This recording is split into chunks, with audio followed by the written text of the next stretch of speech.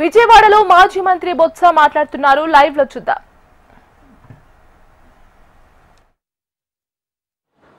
ప్రధాన ప్రతిపక్షంగా ప్రతిపక్షంగా మా బాధ్యతగా ఈ రాష్ట్రంలో ఉన్న వైఎస్ఆర్సీపీ పార్టీ జగన్మోహన్ రెడ్డి నాయకత్వంలో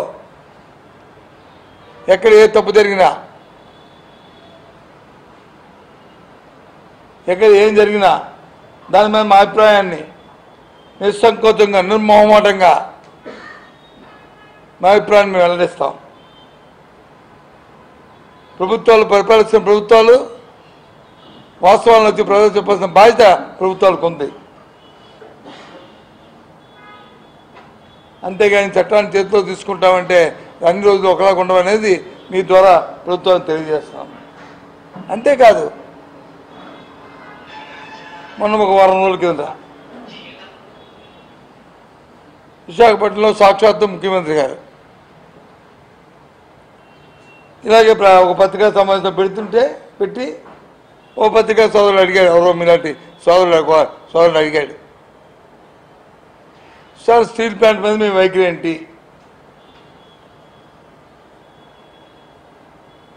దాన్ని ప్రైవేటైజేషన్ చేస్తానంటున్నారు, దాని మీద మీ తాలూకు సమాధానం అడిగితే అని ఆయన మాటలు.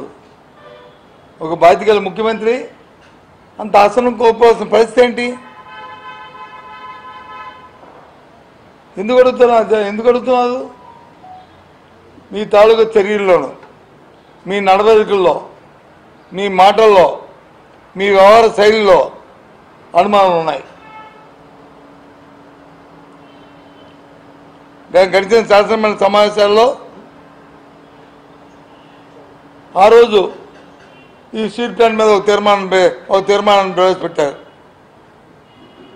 అధికారంలో ఉన్న తెలుగుదేశం కూటమి ప్రభుత్వం. ఏమని 11,400 కోట్ల రూపాయలని కేంద్ర ప్రభుత్వం ఇచ్చింది, దానికి అభినందన తెలుపుతూ తీర్మానం చేయమన్నారు. ఒక ప్రధాన ప్రతిపక్షంగా మా అభిప్రాయం చెప్పారు.